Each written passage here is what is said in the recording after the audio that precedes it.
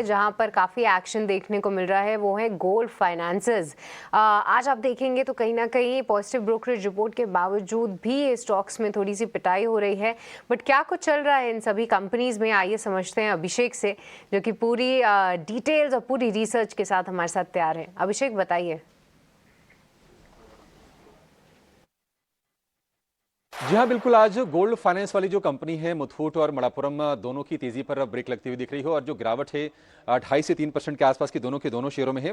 और अगर हम पिछले 6 महीने की बात करें तो निवेशकों ने जम के पैसे बनाए हैं और ट्रेडर्स ने भी प्रॉफिट कमाने का मौका खोजा है इन दोनों के दोनों शेयरों में। 6 महीने में मणप्पुरम 26%, तो अगर हम मुथूट की बात करें तो 57% की जबरदस्त तेजी देखने को मिली थी। लेकिन सोने के प्राइसेस में हम देख रहे हैं कि ऊपरी स्तरों से थोड़ा सा दबाव है। एमसीएक्स पर भाव 1,23,000 रुपए के ऊपर चला गया था, वहां से गिर के कारोबार कर रहा है। अगर हम कॉमिक्स की बात करें तो लगभग $4100 के आसपास के प्राइसेस पहुंच गए थे कॉमिक्स पर गोल्ड के, और वहां से भी हम देख रहे हैं कि करीब $100 के आसपास की नरमी आई है, करीब 2.5% के आसपास की। और इसके चलते हम देख रहे हैं कि इन दोनों शेयरों में निवेशक जो हैं थोड़ी प्रॉफिट टेकिंग करने के मूड में हैं।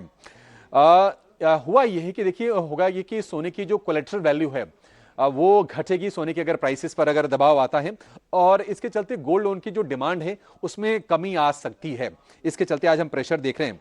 इसके अलावा जो चीज हुई है कि हमने देखा है कि गाजा में युद्ध विराम को लेकर सहमति बन गई है। डोनाल्ड ट्रंप ने इसका ट्रुथ सोशल पर ऐलान भी कर दिया, और उसके बाद जो रिस्क हैं थोड़े से कम हो रहे हैं, और सेंटिमेंट बेहतर होने से जो सेफ हेवन डिमांड है जो गोल्ड की, वो निश्चित तौर पर कम होगी, और इसके चलते भी प्राइसेस पर सोने के थोड़ा सा दबाव आते हुए हमें दिख रहा है। अगर हम दोनों के दोनों गोल्ड फाइनेंस के शेयरों के अगर हम चाल की बात करें तो आप देखेंगे कि मुथूट फाइनेंस महीने भर में करीब 10% ऊपर आपको दिखाई देगा। हालांकि अगर अब 6 महीने की बात करें तो 57% की तेजी इसमें है। मणप्पुरम में महीने भर में सपाट चाल है, 1-1.25% के नीचे दिखाई देगा। लेकिन अगर आप 6 महीने की अवधि में देखेंगे तो करीब करीब 26-27% ये शेयर चल चुका है। अगर हम इन दोनों कंपनीज के पोर्टफोलियो में, अगर हम इनके एईओ में अगर हम गोल्ड लोन की बात करें तो उसका जो मुथूट फाइनेंस में हिस्सा है करीब 87% का है, और मणप्पुरम की बात करें तो 65% है उनके एईओ में गोल्ड लोन का हिस्सा।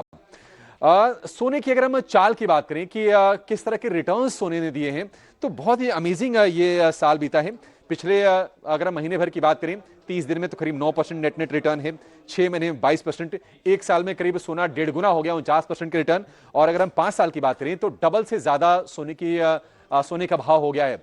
लेकिन अब ऊपरी स्तरों से ये थोड़ी सी नरमी आ रही है, और इसके चलते हम देख रहे हैं कि लगातार तेजी के बाद मुथूट में ऊपरी स्तरों से प्रेशर दिख रहा है, और मणप्पुरम भी आज दबाव के साथ ही कारोबार कर रहा है।